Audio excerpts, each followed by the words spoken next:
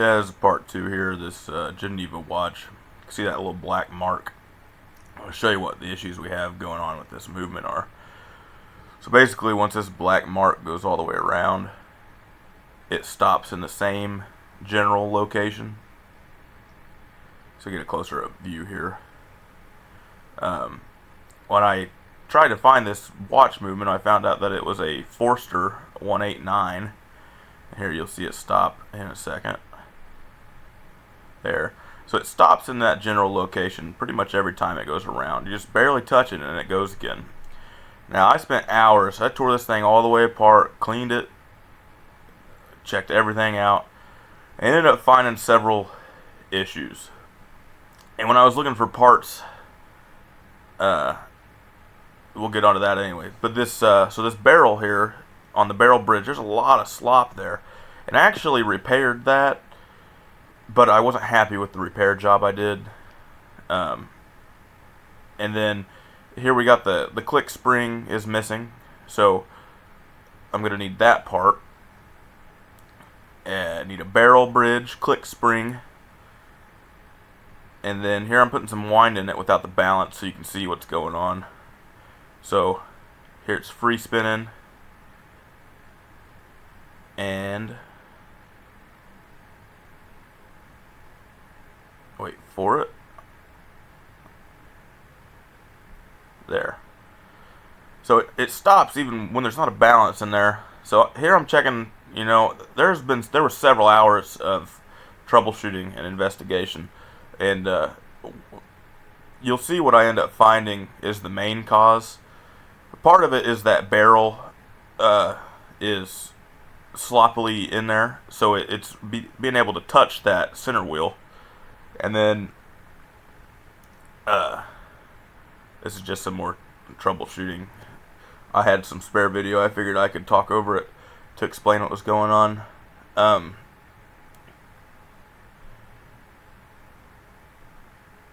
Yeah, so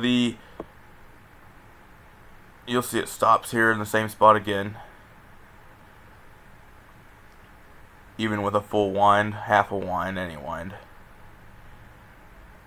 What I end up finding is that the center wheel is slightly bent, and I thought about repairing it, but with needing the center wheel, the click spring, the barrel bridge, and all the pivots and everything being worn out, kinda, when I started looking for parts, I couldn't find parts. Well, I found a spare movement, and the movement I found, okay, so you can see the wobble here in that wheel.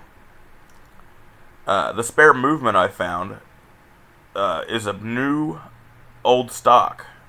So it's a brand new old stock movement.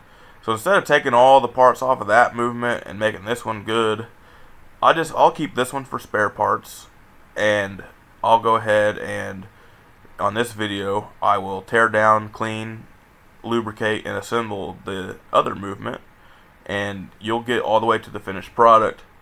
I don't show, I can skip some of this stuff because the video is kind of long. I don't show everything as far as all the lubrication process, all the cleaning process. I don't show me regulating the watch. I don't show all the polishing I did. I don't show putting the bracelet on. So yeah, we'll get a good look here, and you can see that it's just totally bent. Yeah, so we have this new movement here. I'll show you here in a second. So there are some changes I'm going to have to make to this right off the bat. You see me taking some of this stuff apart. I'm going to have to change out this calendar works. To do that, the first thing I got to do is get these bridges off and these spring bars. And this movement here will be totally tore down on camera, clean to put back together. There's some stuff I didn't get on camera putting it back together. Like this calendar works I'm taking apart here was very difficult to get back together, especially on camera. That's almost at the end of the video. But once I get this calendar off here, I'll show you the difference between this calendar on the new old stock movement versus the There's one of those spring bars that I was talking about, and those springs that I forget to take out. Uh, anyway, this calendar works here, or calendar itself, calendar ring. There's a difference between it and the original, and I use the original on the new movement. So I'll rotate this around to the number 1 here, and you can see the orientation of the 1. So it would be sideways on this one versus this one. So I have to use the old calendar ring. So you see me trying to take some of these parts off here and, dropping everything. I actually ordered some new tweezers. I've got a couple new sets, a brass set. I need to just spend the money on the $40 set of tweezers and get them. So I'm pretty much got everything off the front that I can get, I think, and then we'll start taking the back apart. So here I'm going to let the wind out, and to do that, you got to move this click over, hold pressure against the click spring, and then let the barrel slowly unwind in your fingertips so you don't cause a shock. So there, it's fully unwound, and then I wait for the balance to quit moving before I do anything else. I don't think I show it all the way to the stopping point, but pretty much there, yeah. So go ahead and first thing, take the balance out. Sometimes I do, sometimes I don't. I know a lot of other guys like to take the balance out because you can damage it, but you end up putting it back in when you clean. So sometimes I don't take it out until later. But here we go. We're going to take this apart. So I like to spin that over to the side so I can get a hold of the wheel and the cock at the same time. And then you just pick it up, set it upside down off to the side. There's this parts falling out of the front. And this is the front again, by the way. These springs right here, I forgot to take these out of there. So these I actually lost, and I had to find them, and then I lost them again, and then I found them. That was part of the calendar works there that is extremely difficult to get back together without launching those springs into the atmosphere. There, I'm going to take this ratchet wheel, click wheel, don't know. Take that apart. Oh yeah, here you can see this is the new old stock movement. This is why I'm taking it apart and cleaning it. See how dirty this barrel bridge is? This is a brand new movement that's never been in a watch before, and all these old oils in it are just like gummed up in it. It cleans up really nice, and it's running really good. I mean, this has probably been 3 days ago, and it's been running on my desk, and it's keeping great time. And it runs forever. Well, forever, It runs for a long time. So here I am trying to pry this bridge up on these little notches. Got it under that side and that side. Pick this up and set it off to the side. Now I get the barrel out of here. I think I skipped past doing the barrel spring. I don't show a lot of this stuff. The video was pretty long, and I edited out several hours of footage. Let's see, what am I doing here? It's like I'm taking the crown stem out. Yep. And there goes the keyless works falling out of the bottom. And grab that and set it off to the side here. Let's go ahead and take this main bridge apart. Get these screws out and inspect everything, which it's all brand new. It should be good to go, and it does end up being good. Like I said, with the old movement, all these, with how many parts I had to replace and how hard parts were to find, the fact that I found the new old stock movement, which is worth replacing the whole movement. I'll keep the other movement because it's got some markings that this one doesn't have on the main bridge and barrel bridge.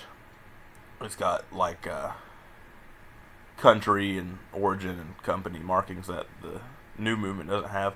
But that movement will go anywhere this watch goes. So here I am just taking the wheels out and inspecting them, and then go ahead and take this pallet bridge screws out. Let me get the pallet bridge out after that. And said I ordered better tweezers. I fumble stuff this whole video. I really got to get a better set of tweezers. I actually did order some. So I'll go ahead and slightly pry on this pallet bridge here. Here we go. Fumbling. These tweezers are just very large. I feel like I can maneuver stuff and hold on to it once I get a hold of it, but getting a hold of it is the difficult part as I drop it. Now this pallet fork has clear stones on it, which I thought was pretty interesting. Haven't seen those before. Typically they are, I've seen blue and pink and purple, and but clear is pretty interesting. So here, I just throw this over here. Yeah, that'll work. Now this wheel here can't come out until I take the, throw that over there too. This wheel here can't come out until I take the cannon pinion off. So this was the best way I found on this with my specific tools that I have. I know they got cannon pinion removers. I'd like to get one of those. I haven't got one yet. That seems to work. I didn't damage anything doing it. So that wheel came out. Here I am taking the rest of the front apart now that I've got it flipped over to this side. I believe those are still calendar stuff. So here we go. We're going to go ahead and drop this down into here. I didn't show taking all the rest of the front apart, but we'll get this down in here in the cleaner. And I'm working on building a rotational cleaning machine. I'm waiting on some 3D printed parts to make this old milkshake machine I bought into a watch cleaning machine. But for now, I put these in here, put these into mason jars, and put them in my ultrasonic cleaner. And then we'll finish the cleaning up by hand if I have to, with Rodico or Q-tips. So here's just after the cleaning, and here we're going to go ahead and start reassembling. So here's that center wheel that the second wheel goes through, and there's a piece of dog hair on there. I ended up getting that out of there, a couple of them, and that's the one the cannon pinion attaches to in the front. So I got this bridge on there the right direction this time. You can see the where the screw goes. I guess this is more of a cock. It's got one screw, but it's got like a tapered. It's got a tapered edge here where this screw goes into, and that will show you the orientation that this goes into. So go ahead and get that down there, and I don't tighten this all the way up just yet. I check to make sure I can rotate the wheel still before I get it all the way tight. And and I do that consistently as I put bridges on. I'll check the wheels. So I got it tight, and then I'm gonna oil this jewel here. And I've got a bad habit of over oiling. And here's a jewel in the center down here through this hole that I have to oil. So I got some oil in there, and I've been practicing trying to get, because some of these jewels, they take so little oil, and that you can have microscopic amounts and it be way too much. So I need to get a better set of oilers too. The ones I have are just cheap ones, and they're large, so they're hard to get the proper amount of oil in there. And I end up having to clean and re-oil and clean and re-oil until I get the right amount, which I don't show that on video just because it's repetitive. And then here we are setting the escapement wheel, or escape wheel, and then what is that, the third wheel, and then the center wheel.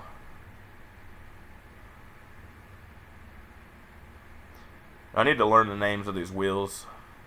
There's more dog hair. We got a bunch of huskies, so that's pretty awesome when it comes to watchmaking. The dog hair really helps lubricate those pivots. So here I am putting this main bridge back on, and like I said before, I try to line this center wheel with the pivot up here, and I did get the dog hair out of there. I just didn't show that. And then once I get the center wheel pivot lined up, kinda, I try to line up the bolt holes, and then I get a closer look here, and you can see that none of these are. But when I push on it, this center wheel is lined up. So here, what I'm going to do is push on this escape wheel, barely, and I mean barely, touch this thing with this oiler, and line that up.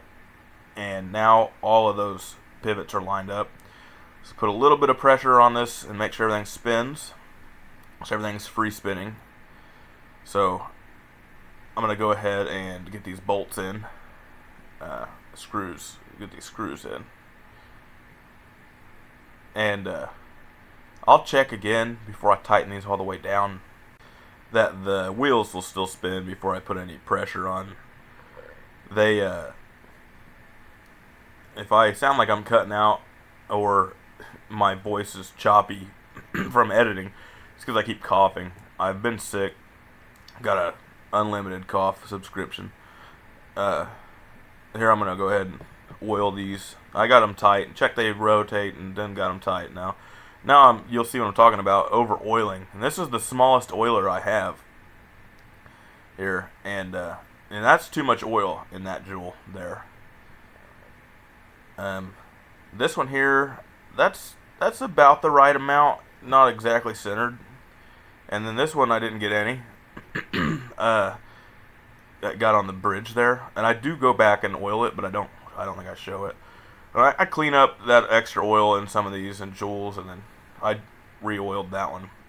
Here I am blowing air on this train of wheels here, and they're rotating freely with air, so that's pretty good. Here I'm gonna oil this hole on the other side of where the bridge or the barrel goes. I want to get a little bit of oil on that. Then I slide this barrel in here, and I did oil this spring inside of this barrel, the main spring. Just don't show it. And get this new barrel bridge on here. And this barrel bridge doesn't have the markings like the other one did for West Germany, which I thought about using the other barrel bridge, but with the repair I did on it, I wasn't super comfortable when this one's brand new. The other bridge will go with it. So here I set it down, and I'm going to check and make sure everything's still rotating. It is, so when I touch the bridge, it's rotating. So get these, barrel. I'll get these bridge screws in. And I do the same thing. I slightly tighten them, check rotation, and then retighten them, and then check rotation again. And that's just so I don't damage any pivots or bend anything, and that seems to be the best practice I've found, is to double check and triple check before you tighten anything to not bend it. Here I am oiling that last spot there, and I do take that other wheel out and oil it here in a minute. Here we're putting this ratchet wheel. I don't know, you're going to have to let me know. I could look it up, but I'm sure one of you guys will let me know what it is. And then we got this screw going in there. And now that other screw is actually reverse thread, and I knew that and still tried to tighten it, taking it apart. Now here we go, I got it out, and I'm going to oil this, and then just like a drop of this, that's metal on metal. It's got a bearing, quote unquote bearing, in there, but that's metal on metal, so we use the proper lubrication there. By proper, any. No, just kidding. I do need to order some new, but the oil, you wouldn't, if you don't work on these things or have the oils, you wouldn't believe how expensive the oils are for these. Maybe there's a better place to buy them.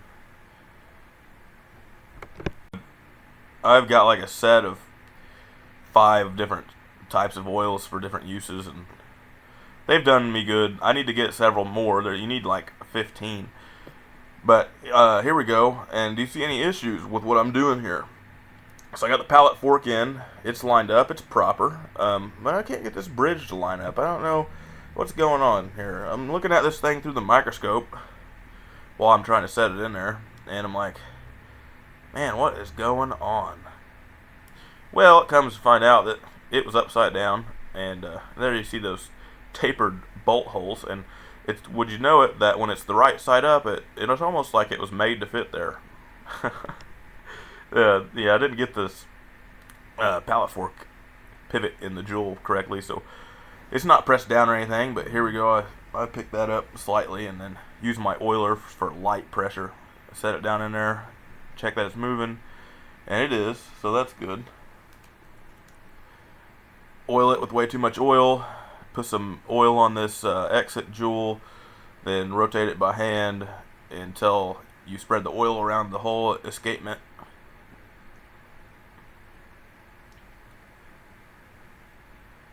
Alright. And see if you can see where my editing skills are here when I put these screws in.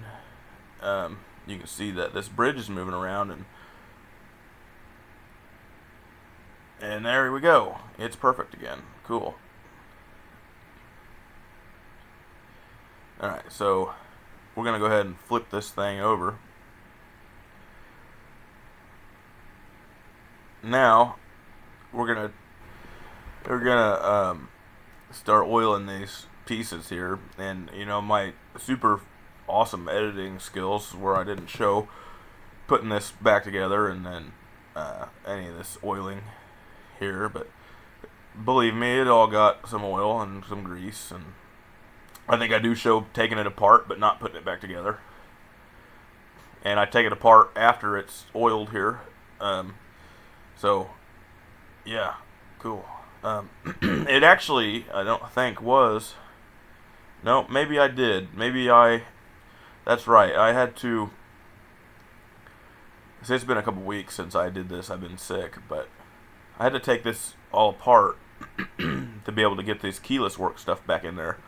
And then, this keyless works has this yellow grease I have on it, but it's not, I don't think it's not the right grease. I need to get some of that blue grease. I can't remember, the 90-50, no, something like that. the thick blue grease that goes on there. I need to get some of that. That's one thing that I'm missing.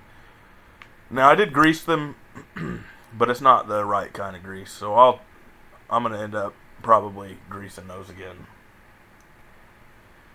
There we are, getting these back together. You know, these videos are kind of just to show my progress in this hobby. I've not been doing this very long. I've only been into watches for about a year, actually. I started collecting, and then I started watching videos, and I was like, I could probably get into this repairing. And then I started repairing, and you know, this is where I'm at now. I've gotten a lot better than I was. And everything I know is basically just from watching YouTube videos or reading online. And you know, I'm not perfect at it, but I get better every time I do it. And that's really my main goal. And to record myself doing it forces me to get better because I'm showing people. So here I am. I've got a wind in it, and I'm checking that it's flicking back and forth, and it is. So here I'm going to set this balance back in here, and I like to push it to the left, push the pallet fork to the left, align that impulse jewel, and then slowly turn the pallet or the balance cock till the hole lines up, and then about 2 times out of 10 it'll start running like that. Sometimes you gotta tap it, sometimes you gotta shake it, sometimes you gotta take it all the way back apart. So anyway, this one's in there and everything's good. Now I'm going to oil these, I guess they're Inca block. I'm not 100% sure if they've got different names for the design of the springs. But these springs on this, I've never ran across any that just came out and you could just put them back. Like I don't think they're supposed to come out.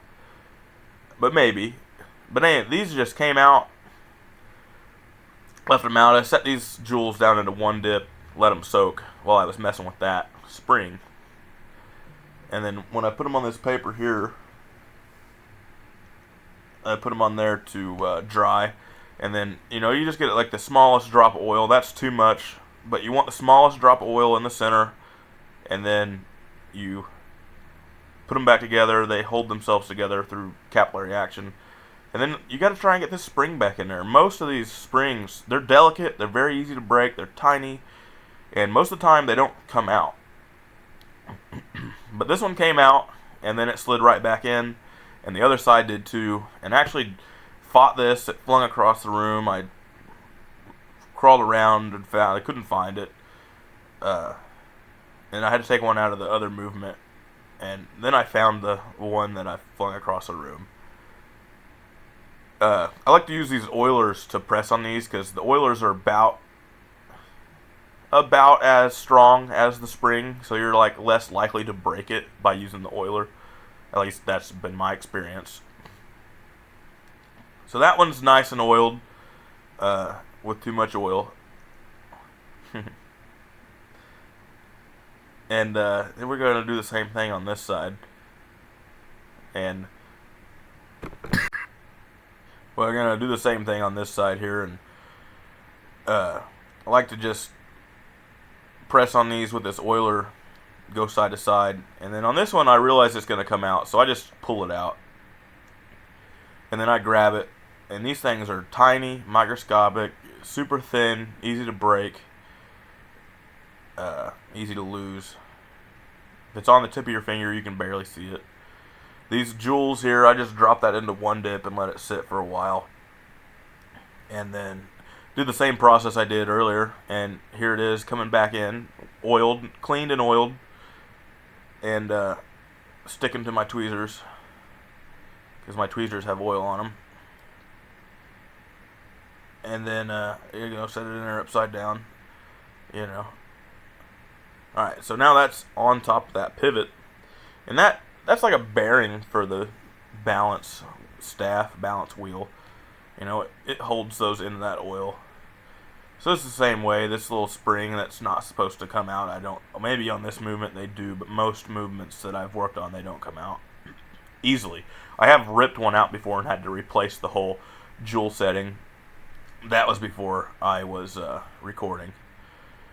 But, yeah, you just push this thing back in there and then get these little springs in their sides. And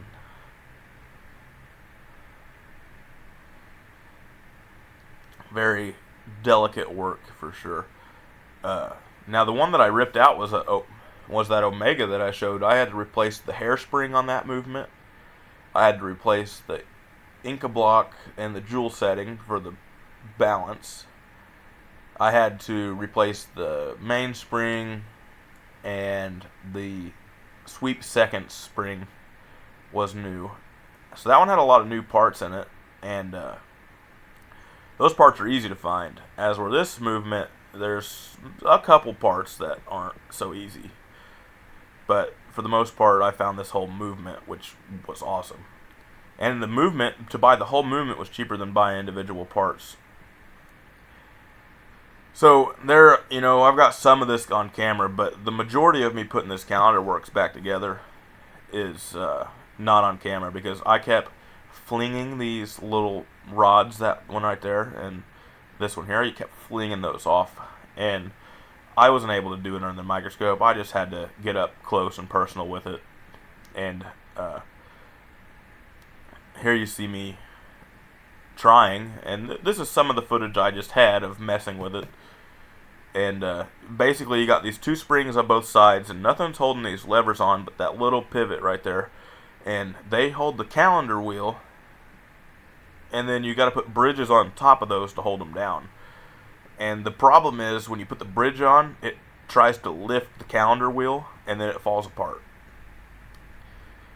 So what I ended up doing was getting one side perfectly, and then putting the other side together. And you'll see here that when I put this calendar, or this bridge on here to hold that spring lever, that it just lifts the calendar wheel. And now here you go, I got one side on, and that spring's still in there, right there, but I got the other side on, and I was just showing that, and then now I've got this side on. I wasn't able to get that part on camera. Some of the stuff I just edited out. That part I didn't have any footage of it because it was almost impossible for me to do. That was one of the more difficult things I've done, including changing that hairspring I was talking about. Crazy, it doesn't look like it would be that difficult, but those screws are very tiny. So here I'm oiling all these pivots and everything on the front. And I don't show oiling everything. Like, I oil this cannon pinion on the outside, and when I put the outer wheel on that runs the calendar. And if you can see, this wheel here that spins this calendar wasn't under the calendar wheel, and it has to be. And now through editing, it is under there. That was awesome. Spending so much time trying to get that calendar on there, and then that wheel wasn't on there. I ended up being able to just take one side apart, slightly lift the calendar to get the wheel under there, and then put it back together. It wasn't that hard the second time. The first time it was very difficult. Here I am checking to make sure that the calendar rotates. And if you see my thumbnail at the bottom, you can see that it's at 1. And once this thing rotates over, it's at 2. So it is working. That's awesome. And it's got the old wheel on there. So now I'm going to try and set this dial on here. And it doesn't fit right away. And I realized I didn't take the dial screws out of the new movement. And I'm like, okay, now that makes sense. And then now it's on there and it's tight. So here I am just cleaning this up, and this little black spot wasn't on there when I started working on this. And it is a chip in the paint, and I'm not sure how it got there, but it's there. So I just cleaned some of this dirt and dust off here. I ended up air blowing. This is just a dry Q-tip. So here I am testing that the calendar wheel lines up in the window, and it does. Awesome. And you can see what I'm saying at the bottom there, how that other calendar wheel would have been sideways inside there. So this is all finished up and running, and this is several days later. I ended up having to order new hands. So when I ordered new hands, I had to custom fit them because the other hands just didn't fit anymore. I don't know what the deal was, but I could not get them to fit for the life of me. So I measured, got new hands in. They were too long. And this is the hour hand for the new one. And the new hand, minute's hand, was cut. The second's hand is the original hand. So you saw me flick it over to midnight. As soon as it flicks to midnight, changes date, I put the hour hand on midnight. So I rotate this around and make sure it's not touching any of these indices or dragging on the dial. And it gets really, really close to a couple of them. And you'll see me slow down and look. But it's not actually touching any of them. And, it's a little bit long, but it's okay. And it looks good with the dial. It's close to the original, but not the exact same. And it flicks over pretty close to midnight, 11:59. So here's the minute hand, and this is after I have cut it. And, it's not exactly the same angle as the hour hand, but it's pretty close. So I set this on at midnight, and then I rotate it around and make sure it's going to flick over at midnight, and that the hours line up and everything. And they do. So here we go, 11 o'clock, and there we are at midnight. And it flicked over a little early, but I can't be too upset with that. So this is the original seconds hand that went on. And actually the original hours hand and original minutes, the minutes hand didn't fit, but the original hours hand did. But the new hand set looks great. So here I am setting it down in the case, and I'm trying to get over this case tube here, or crown tube. rotate this all around and set this in there. Now I got to take this screw out because this setting lever, not sure what that piece is called under there that holds that tight, had to be loose to get the old stem in. And then there's some rust around that ring there, and I'm gonna end up taking that back out and cleaning it because I don't want there to be any rust on this new movement. But I was just checking to make sure that the hands fit and the hands didn't touch the glass anywhere and that it would run, and it does. So here I am polishing some of this out. And somebody had suggested to use some other chemical, but once I run out of one or that polywatch, I will. Checking spring bar, and then here we are. This is after it's been polished and it's regulated and it's running, and it runs really good. I still need to take that movement holder ring out and clean it, get the rust off of it. That was one thing I didn't clean. And I'm pretty happy with how this thing turned out. It's running great. As long as it continues to run great and I don't have any issues with it, I'm probably going to give it away as a gift. Thanks for watching, and stay tuned. I got another video coming out probably sometime in the next month for a Waltham, a vintage Waltham that I've been working on.